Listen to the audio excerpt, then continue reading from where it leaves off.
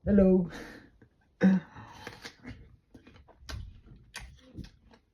Kain tayo. Kakarating ko lang sa pagdo-DoorDash ko. Anyway guys, may nagsasabi na panay puro trabaho lang daw sinasabi ko. Yung pagod ako. Sinasabi ko lang naman yung buhay ko dito as OFW eh. Anyway guys, iba-iba naman kami ng buhay dito eh.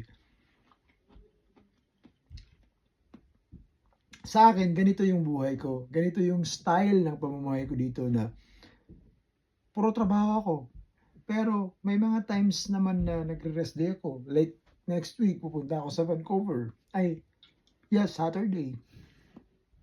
Depende naman eh. Pero pinapakita ko lang talaga yung realidad ng isang OFW na puro trabaho. So that's life.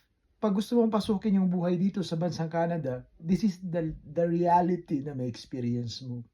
Ang buhay na puro trabaho.